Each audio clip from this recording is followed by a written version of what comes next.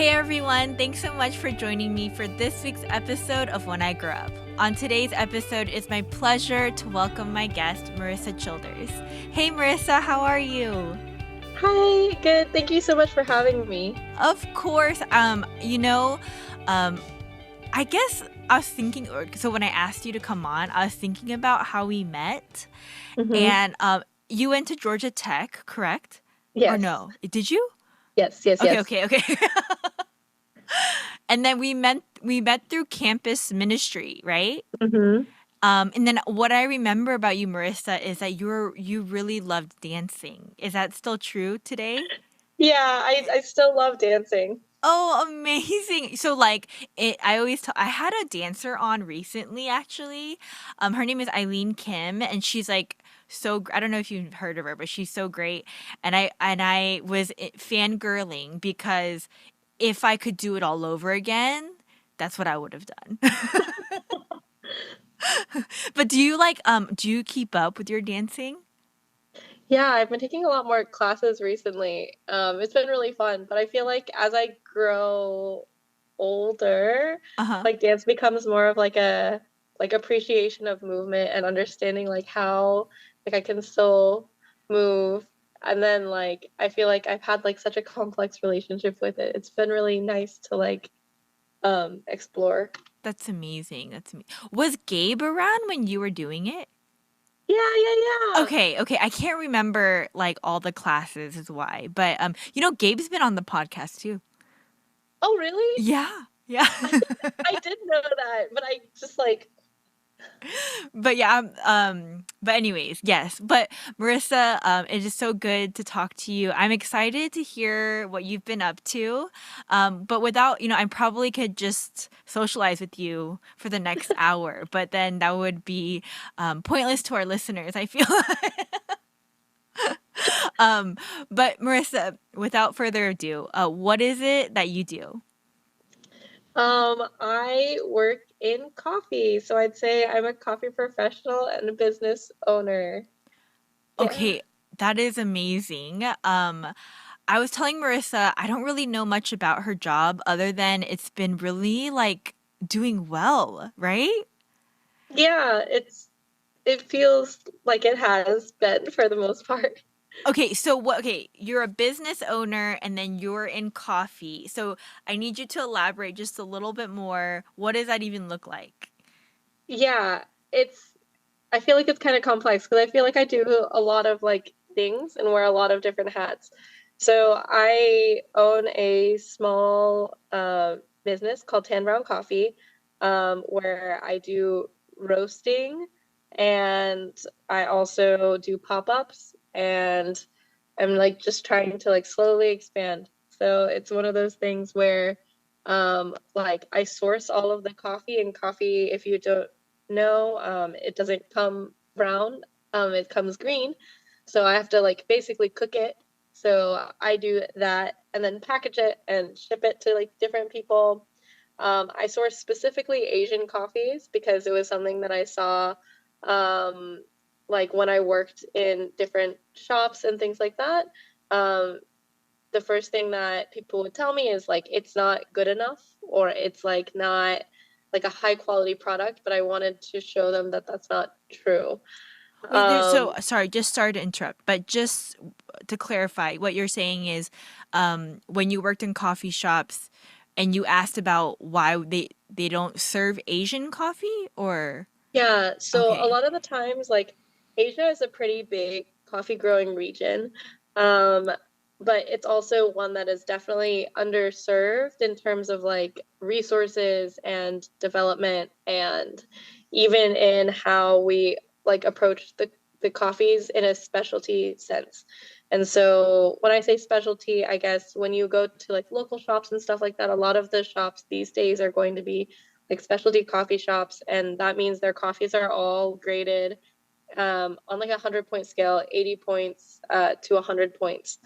Um, but what that entails a lot of times is a higher quality, knowing that the coffee is going to be a little bit like better sourced, that there's like some like direct like intention going into like like interacting with farmers and things like that, or I like through see. importers, and trying to hopefully advocate for like higher pay across the supply chain.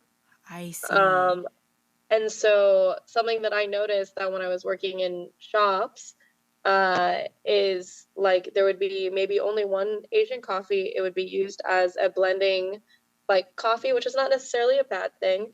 But then if I ask more questions about it in terms of like a region, the conversation would stop. Hmm. Whereas like if you talked about like South America or Africa, there would be a lot larger of a conversation around coffee. And that's totally fair. And that's like what we're familiar with. That's what a lot of research has gone into.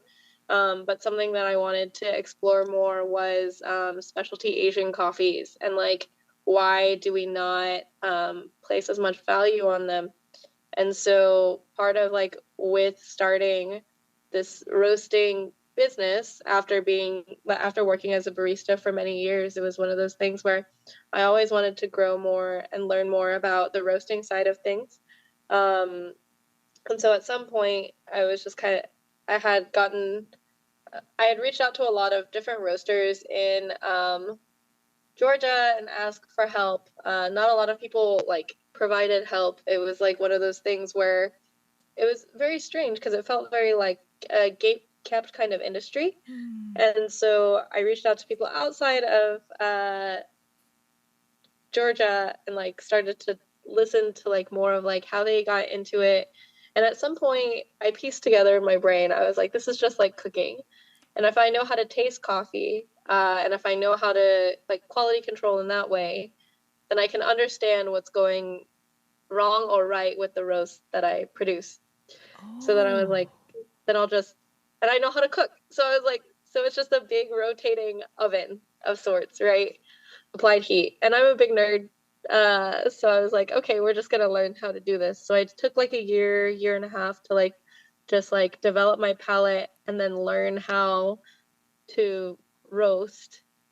Um, and then I just like launched small roasting business, but it was something that like scaled up a lot. So I started more like with e-commerce and things like that and Uh-huh. selling like just roasted coffee online.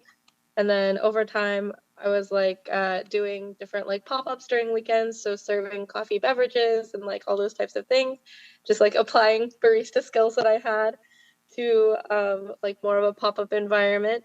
And then yeah, so now like I just have like this small pop-up and coffee roasting business that like I do like wholesale too sometimes. And then like I'm trying to grow because my goal, I guess, in total is like eventually I want to have like an education center and like cafe kind of situation because I want to be able to provide like equitable jobs within coffee. I'm in awe of you. That's amazing, Marissa. And like everything okay. All right, we're going to rewind a little bit because I have a lot of questions, but Yeah. that's really amazing. Congratulations, truly. Like all the work that's been put in. I don't think people realize the amount of patience that takes on your part, right? Self-control. Like cuz like I'm sure when you get excited about something, or at least this is true for me, like I Hmm. just want it to like take off overnight. I just want Yes. to get things rolling. But going back to what you were saying about how you gathered information and took steps forward to do that. Okay, I'm thinking about the listener right now and including myself. Like even that process, like it's kind of intimidating. Like how do you even like begin to reach out to roasters? Like you just Google it, or what was that process like for you? Um, I think it was well, I think I was very fortunate in that like social media is a thing, right? Oh, yes. Okay. And also I'm not necessarily afraid of like if someone says no. Mm, Um, yeah, so like rejection in that way doesn't really intimidate me. mhm, mhm. Um, because like that's the worst that they can say, right? Yes. Yes. Um, and it was very genuine in it. So it's like maintaining relationships past like transaction and Mm, continuing to follow up with people and maintaining like because I think something that I've realized now that I'm in like the opposite position of people asking me things, it's like I'll be very open to like helping, but I've seen a lot of transaction come from it and it feels not great all the time. Mm. But I think something that I realize is like if I'm genuine in my interaction with people, people will want to like build genuine relationships with me. Mhm. Um, and then we can grow together. So it's one of those things where it's like there were roasters that I saw like in some roasters that I saw like starting out like in um different parts of the US and I just was like on coffee Instagram all the time. It was really probably so like it's just funny to me now, like looking back on it. Uh, but I would just like reach out to people who might have similar experiences to me, or whose coffee I really like, or who I Mm. see is like serving community in different ways. So I would just ask questions, and be like, "Hey, I don't know if you have time for this, but if you do, I'd be really interested in learning, and here's why." I love it. And I love what you said about the relationship part of it. I think that's really important to know and to understand as somebody that wants to hopefully, grow in a specific area. Okay, so the palette part where you're like, I like developed my palette for coffee.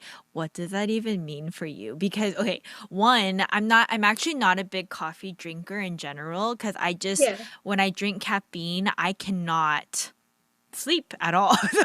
So yeah. but I do like, like sweet coffees and stuff.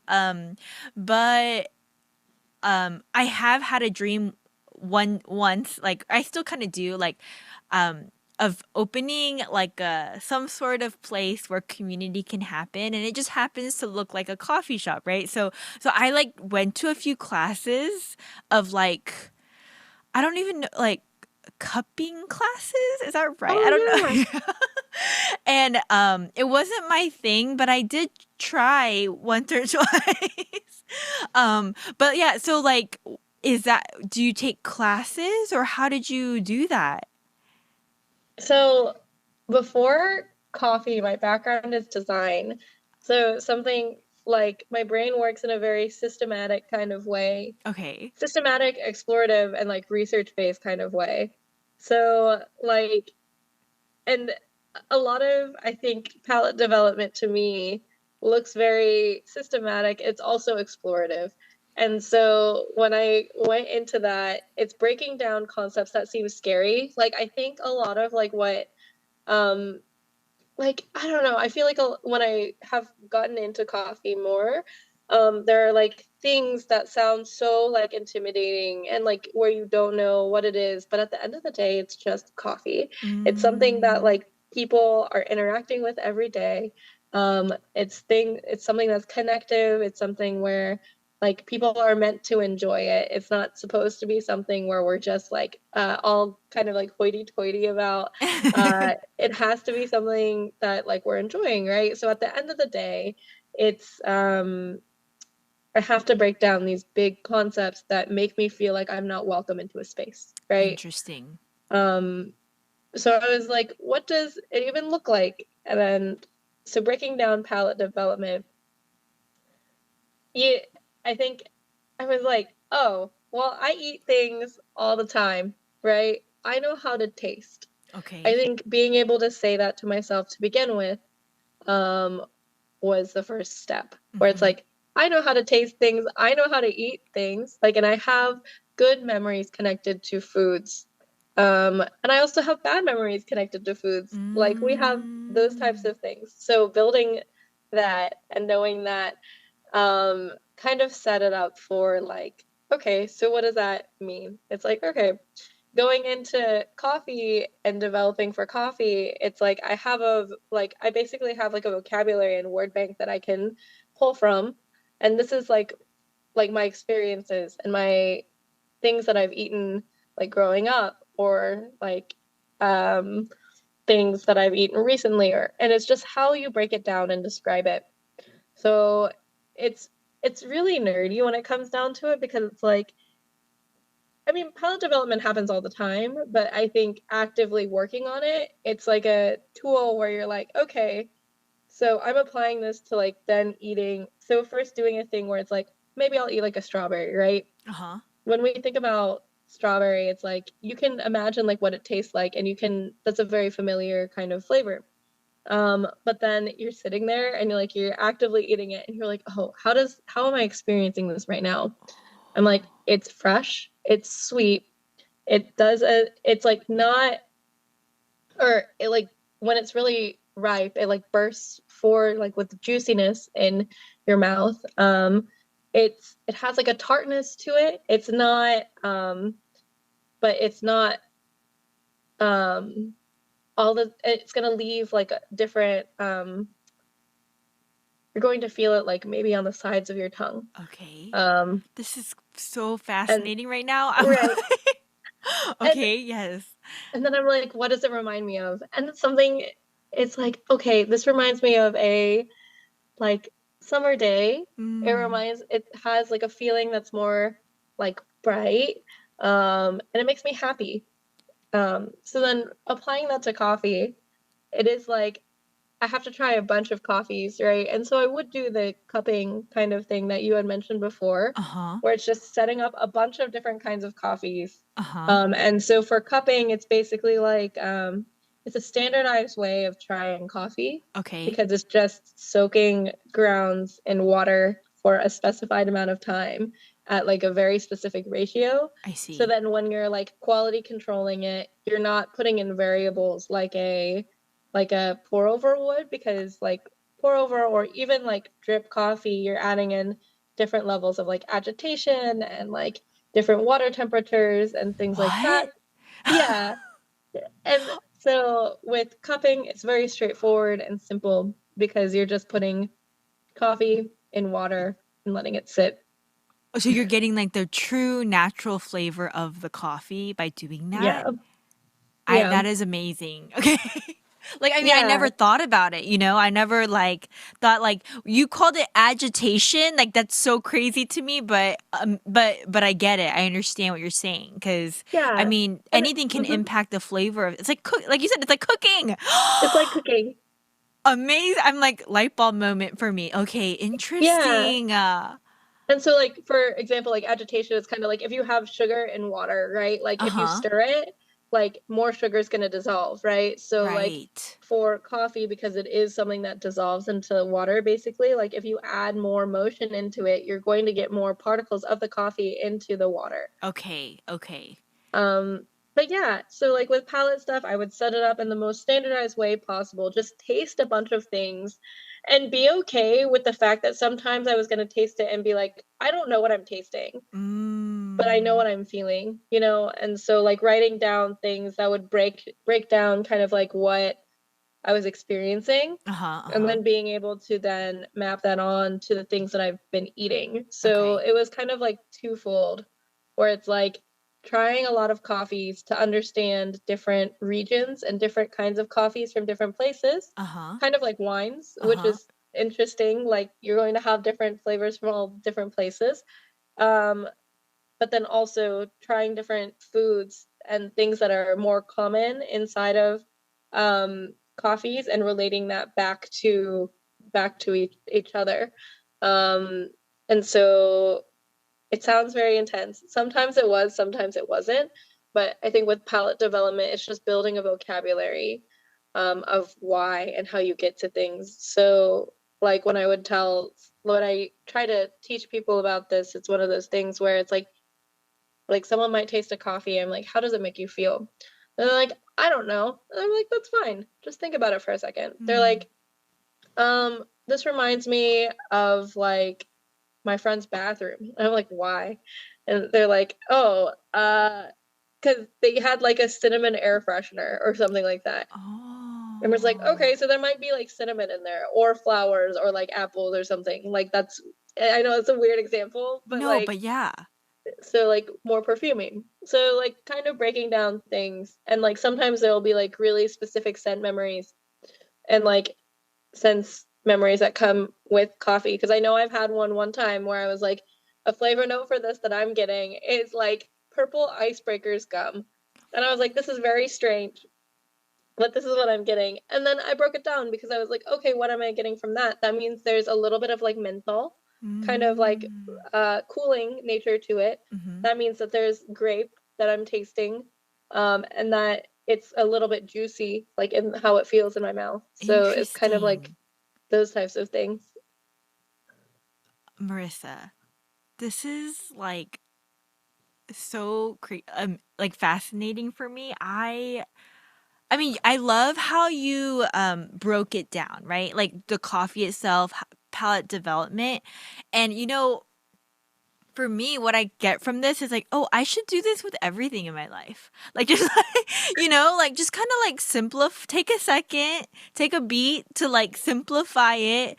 And then what is it that I'm actually doing, Yeah. in any situation. So that's why I'm like really amazed about your initiative to how to go about doing this. And, man, you really put the work in. Okay, so um, I guess my next question would be the coffee that you sell, right? Like, so through this palette development, what happened after that? Like, did you find the coffees you liked or wanted to, roast for your company? Or, yeah, how did that work for you? I think with palate development for me, it was to figure out what defects were when roasting. So knowing whether or not my coffee was over or underdeveloped, or like what profile I was looking for and like how I could correct things. Okay, So pause, like, pause, pause, pause. uh-huh. 1 second. So, what you're saying is even by how you roast it will change the taste of the coffee? Yeah. Okay, so like I know people that have like burnt it while roasting cuz Hmm. like my friend, they did like they did it in a popcorn machine or something like that, and they Yeah. like would burn it time to time. And so I know that happens, but like even the duration of how long you roast it could affect the coffee itself. Yeah, yeah, yeah. So because coffee comes green, Uh-huh. um, and is basically like the seed of like a cherry, like coffee cherry, and then Okay. there's like the seeds inside. The dried seeds are like what we're grinding and like consuming. Oh. So they come green, they're a little bit vegetal. Um, so like if someone were to just brew, well, I don't think you could really brew green coffee because there's not like a lot of like dissolvable like particles in it. Mhm. Um, but if but it's kind of vegetal. So when you're roasting it, you're applying heat to develop the sugars that are inside of like the uh coffee seed basically, What? right? And so it's kind of like if you think about, I like to compare it to like onions, right? So if you have a pan and it's like way too hot with onions, they'll crisp up right away, right? Uh-huh. Right. Whereas like if you like have a pan that's like medium heat, and then you just put them in and they're like kind of like like lower and slow, they'll caramelize. And so coffee goes through a similar kind of process in Mhm. terms of like there are sugars that are present in the coffee, Mhm. and roasting is bringing out that like the sugars and the caramelization I see. within that kind of step. And so there's also like different acids that are in coffee, and yeah, acids and sugars and things like that that like kind of influence like how the coffee is going to taste. Uh-huh. And so Uh-huh. applying different levels of heat or like time is going to bring out different characteristics of the coffee. So you could have two people roasting the same coffee and taking Uh-huh. different approaches, and the coffee could taste completely different. Interesting. Um, so it's kind of just like each roaster has the ability to change coffee in different kinds of ways. And Okay, so so, that makes some sense to me because I'm like, so what's the difference between like why would I buy this company's coffee over this company's coffee when it seems like they're selling the same coffee, but it's probably not, right? Because the roaster is different. Oh, I had yeah. no idea. But I'm just like ignorant about this kind of stuff, but this is really cool. Okay, so going back to what I originally asked, you said that the palette development was to determine like the roasting process for you, like what you were doing right or wrong or how Yeah. to improve it. Okay, and then what were the next steps after that? Next steps after that were just kind of like once I figure out like a profile for the coffee, Uh-huh. like whether or not I like it or not, or Uh-huh. like if there are things that I can change about it, then just like deciding on that coffee and then uh moving forward and like trying to, I guess I always wanted to get into like the roasting side and like selling coffee. Uh-huh.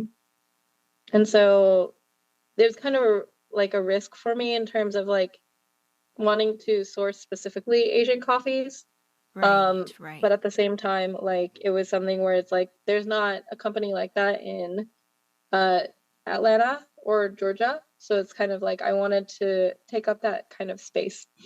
Um and yeah, it started more as just like a project for me, where I was like, it's gonna be this small project. I start with no money basically, and just like a lot of the resources that I kind of already have. Um, so yeah, just like moving forward out of that, once I chose a coffee, um, then I was just like, let's start. I have background in like design, so I design all my labels, design the website, like did all the social media work, like all of those types of things. Yeah. Um, so it's kind of like just trying to see how this thing scales and like what it looks like. Man, that's really cool. I again, so um I the coffee that you sell currently, I don't know anything. I'm so sorry. I should have studied a little bit. But um do you sell different kinds or is there just one kind? Yeah. So I have a few different kinds of coffee Mhm. right now. And I have to add more. I've just been so busy that I'm just like, No. I have all these things and I'm like, I need to add it on there.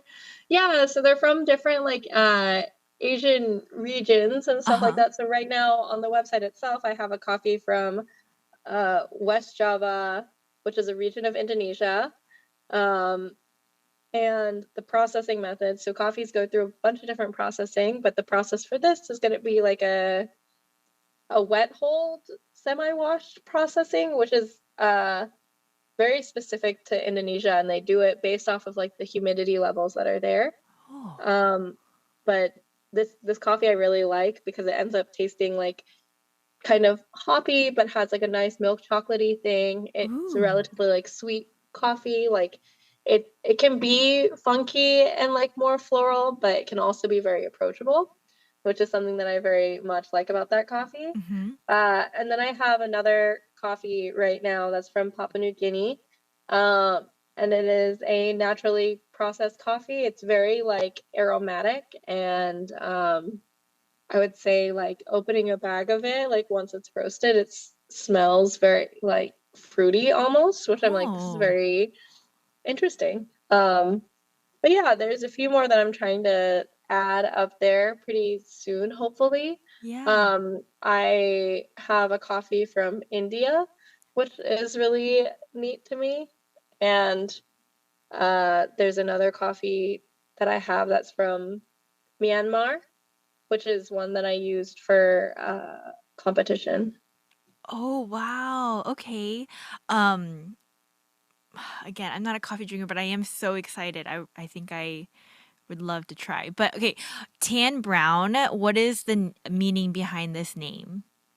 Okay, so Tan Brown, it started because I did have a business partner to begin with. His name is but then he got busy, so like, Things kind happen, of life happens, yeah, yeah. life happens. But his name's Ethan.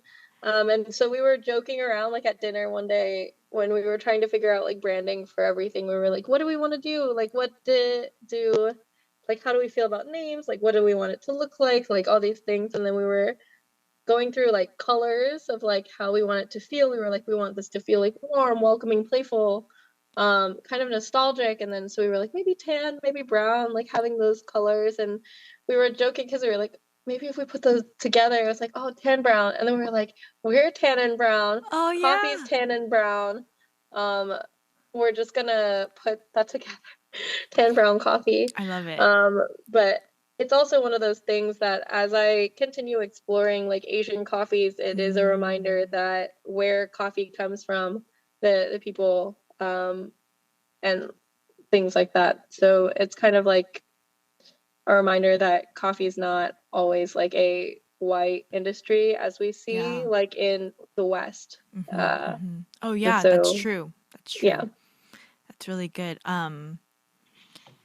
Okay, so like I feel like I should ask because you said you were a design major, and in college. Um, at what point did you really start going after this? Like, have you always loved coffee, or did something happen where you were like, I really want to do I mean, I guess you said you worked in coffee shops and you wanted to, create a space for Asian coffee, but was there, I mean, anything else more to that for you? So I think sorry, I should cough again. No, you're good. So I think for me, once I'd always loved like coffee and stuff like that, and it was something where like I mean during school I definitely used it as fuel like more and more. But then like as I was like once I graduated college, I had like a bunch of friends who were getting into like the nerdy like pour over things and stuff like that, and I thought it was Hmm. so cool. I was like, I can never do it. Like it sounds so scary. But then I was like, I was working in my first like design role and like job and stuff like that. And while I was there, it was I was so it was the office was in a basement. It was not something where I felt like I was able to like thrive. And I actually went through like pretty bad like depression during that time. But like Yes. the only thing that was interesting to me in the office was the coffee making. Like they had like a station for like a Chemex, so like a pour over kind of thing. And I thought it was so fascinating and I just like really wanted to learn it. And so there was just a point in time where at the end of like end of me working at that job, I was like, oh, I'm just gonna be a barista. And like I had already kind of like I mean I had a fascination in it. It was something that I was trying to do at home, like all this stuff. But then I was like, I'm just gonna go do this and try to figure out what I want to do. So my last day at that job was actually my first day working at a shop. And so like I shifted into that space and then I was like, "Oh my gosh, like I really love this because it was everything Wow. I wanted out of a design job." Wow. Because it was interactive, it was iterative, it was something where um like I felt like I could like connect with community Hmm. as well as yeah, where I felt like I could connect with community as well as see like that like behind the scenes like systems like working together with like your like coworkers and stuff like that. And like there's so much like intention that happens and if something messes up uh then like some and like sometimes customers don't even notice, but then sometimes Mm. they do. And so like what causes that like break in like I don't know the system, which I Right. thought In was the really operation fascinating. But it's itself. also Yeah. like, yeah, there's always something to learn, um, Mm. and I really love that. And so as I continued into it, it was something where like I also found like a really like deep community within the coffee space, which I That's felt was cool. very different than other industries that I had been in. You're not the first person to say that to me actually. I know a friend she lives in Northern California, but she too like she didn't start a business or anything, but she really loves the coffee community. And Mm, and I didn't really understand, but to hear you talk about it a little bit more, I'm starting to maybe understand that there's just more to it, and I feel like there's a deeper. And then you're right. I think like the a cafe setting, right? It really does spur on um a opportunity for people to like pause in life and then like get coffee, and then just, socialize and be. And so that's really cool, Marissa. yeah, I definitely think that those are very rich, like coffee community, and whether people are like directly like a part of it or like are able to see it. um I think what's something that's resonated very heavily is like how like some of the best friendships that I've made in the past few years have been coffee people. Yeah. And like I feel like I've been able to, I don't know, just know that people will show up at different points, like, and it's really nice. Yeah, yeah, for sure. Well, I don't want to keep you for too much longer, but I do have a few more questions if that's okay. Yeah, of course. Um, can I feel like we've talked a lot about the highs of you starting Tam Brown, but I'm sure there are many challenges along the way. Would you mind sharing with me some of the maybe larger obstacles that you had to face and try to overcome in order to get to Tam Brown what it is today? Oh yeah, I mean it's still growing, so it's Yeah, one of those things yeah. that it's like a big challenge. I think challenges, it's like I started with no money, which is already like a really big Right. risk. I started with like what I could put into it and things that had been like donated or things that like, so like for example, my entire like espresso setup for like pop-up stuff is a lot of stuff that I had gotten from doing like small like digital competition things. So I didn't put very much money into that. I'm sorry, what Or what digital competitions? You have to just explain a little bit. yeah. So like digital like coffee competitions, just very like nerdy things where it's like I was like, okay, so I'm gonna go like compete in this thing like for fun or like participate in this thing for fun, and then they send you like what equipment and things like that. And like there's What? just That's different like so cool. sponsors and like yeah. Okay, wait, So before I know you were talking about challenges, but I have to know, like, how does one compete in a coffee competition? oh yeah. So there's a lot of different types of coffee competitions. I've Uh-huh. done like digital ones, and then I did some of the more like national ones this past like year. Okay. So they're like kind of weird. So the digital ones were fun because like they had like a bunch of different like challenges, and you just like we basically filmed episodes, which was really like I don't know, it felt really chaotic, but it was like just small like coffee challenges. Okay.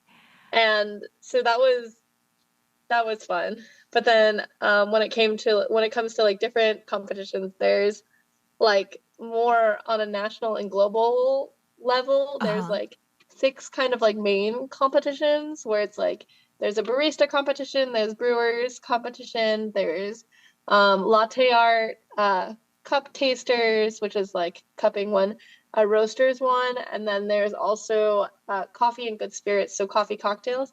And so the one that I recently competed in this past year was brewing competition. It was my first time ever competing in it in like a national ish level, and it was so hard. Um, because most people who compete in it have a lot of like company support and have like a Mm, lot of like monetary backing and have like sure. coaches, which is something where I like when I went into the space, I was like, I can't believe that people have like coaches for this that are dedicated. Like it's like people treat it like a sport, but That's it's am very. that's I realized I was like, oh, it's very expensive, but it's also very like niche. Um, and like I think going into that space, it was like so it felt wild. So I ended up making it through the qualifying level and then into the national level for coffee brewing. Uh, You are so cool.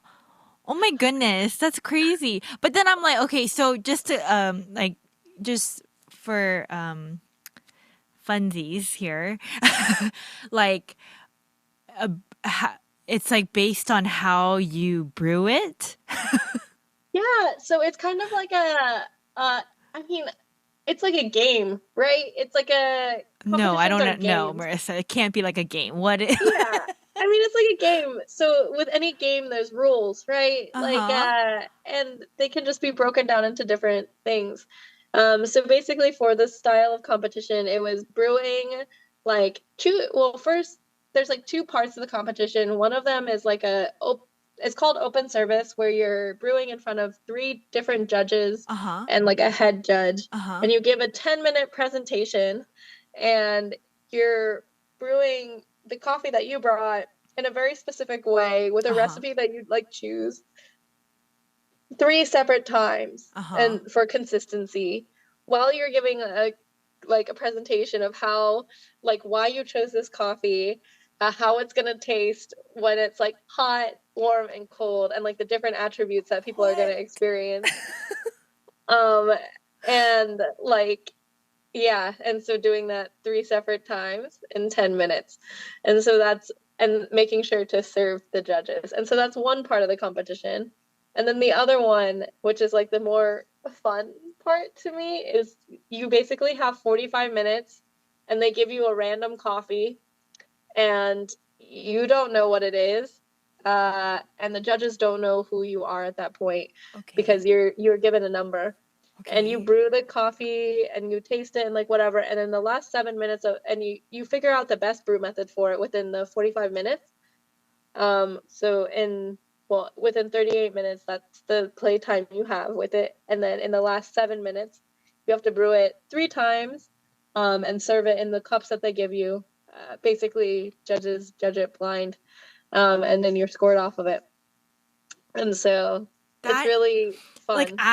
this is kind of mind blowing for me because I didn't know coffee could be so manipulated in a way that like it could be different. Do you know what I'm saying? Like Yeah. it's so crazy to me that I mean no, I mean I really appreciate it. Everything you're saying, I'm not trying to put it down in any Yeah. way. I'm being like just genuine about this is nothing. I've never thought about this at all. And I love that this is a thing. Do you know what I mean? Like this is crazy. I would love to like watch this. This is this is It's really very like fascinating. So how exciting. It's very exciting. it's so um neat. But I mean, I guess I'm just geeking out a little bit too, is what's happening right now. But okay, Yeah. sorry. I didn't mean to interrupt you while you're Cool. explaining your challenges to me. But so you were saying, you did some of these digital competitions in order for you to even have the equipment that you need to start doing pop-ups and stuff. Yeah. So what are is that part of the challenges, like the biggest challenge for you? Yeah, I mean, everything, the biggest challenge has been finances. Yes, Basically, always. Yeah. like trying to figure out like what is going to work, what is not going to work, where do I have to like uh cut on things, but then where is it something where I just have to trust that it's going to work out and be Right, okay with it, right, right. or like take a risk and things like that. And because I didn't have a lot of money going into it at all, it was like one of those things where it's like I really have to just like I have to hope that it's going to like work. Mm, And a lot of the time it's like this was not necessarily like my main main thing. And I think I did that with the intention of like I didn't want to be in debt. of Um course. and so part of it was just like how do I grow this thing that I really and I also didn't want to hate it because Mm, something that I see is people grow and scale things way too quickly to where they can't control it. And not only that, they're not able to build something with like the same kind of level of intention um, and care that they would have like if they took a little bit more time. And so for me, I kind of wanted to have like more of a proof of concept that mhm, that this makes sense mhm, and that I would still enjoy it as I like continue to grow. But yeah, finances have been really, really hard. And I think that in terms of like just like growing things, it was something that I just like didn't fully realize at the mhm, beginning. But I'm glad that I have that realization. mhm, Also, just like learning how to operate a business in total and working with people and working with different like companies and organizations, and then also knowing that a lot of times like people may not have like your best interest mm, like in mind, and so like being hurt by different people who I trusted, but then growing from that and like learning from that. And I think that there's been a lot of challenges in those kind of ways, and a lot of times I'm just like, what am I doing? Like, why am I still doing this? And even just like there's parts of this that people don't see in terms of like people don't see like the late nights that you spend on like projects. They don't see how much work goes into like a pop-up or like building or like basically having to bring all the equipment, set up shop and break it Right. down every single time. People don't see like the people don't see like recipe development. They don't see any of those types of things or like what or like waiting on different like shipments. Like it's small things and like behind the scenes things that like people don't see. Mhm. They're able to see like shiny, like bright, Mhm. like Mhm. parts of it. And like I wouldn't ever give up like the hard work that goes behind it. Of But course. it's one of those things where sometimes it's just like I'm so tired, like I don't know what I'm Yeah. doing, and it's Yeah. a big challenge, but um it feels good. Like Yeah. I wouldn't trade it.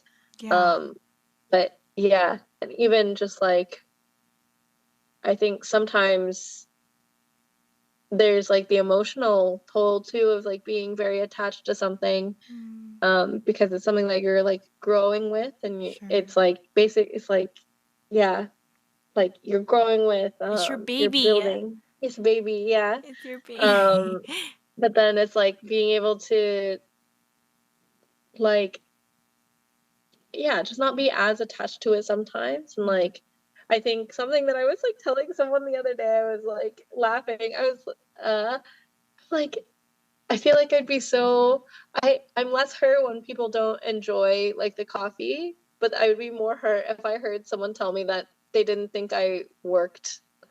Um, Of course. I who is it? I'm gonna punch him in their face. I'm just kidding. no, no, Who is no, that? no, I got your back, Marissa. Oh my gosh, that would be terrible. I mean, yeah, no one wants to hear that. Shoot.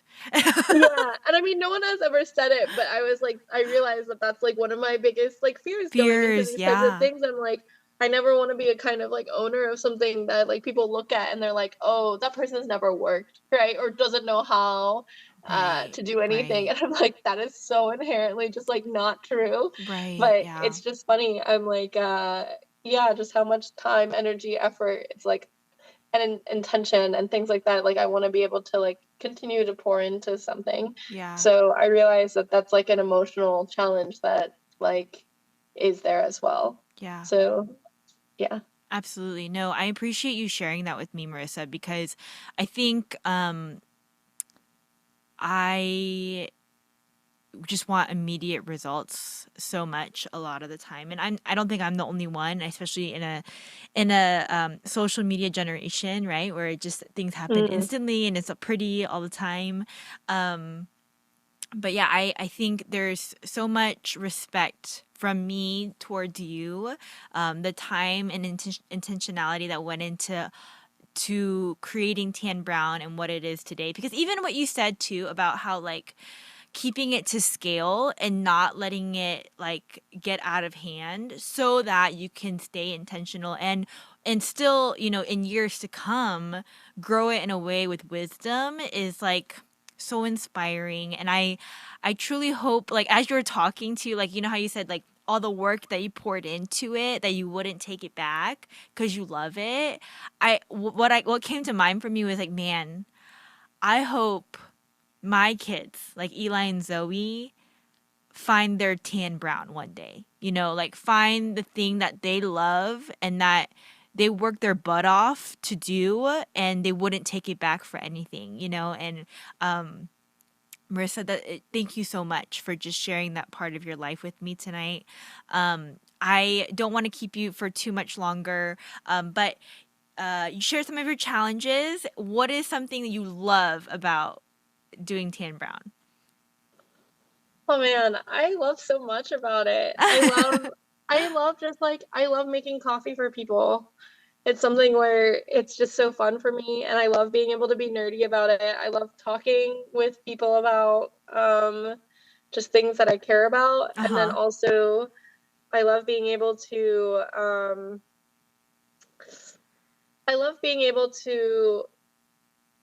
give back in different ways too. So Mm. like for me, whenever I get to train different baristas, or like when people reach out for like help with things, like those are things that like really make me happy, because it shows me that like um I can be kind of like the resource that I wish that I had when I was Wow.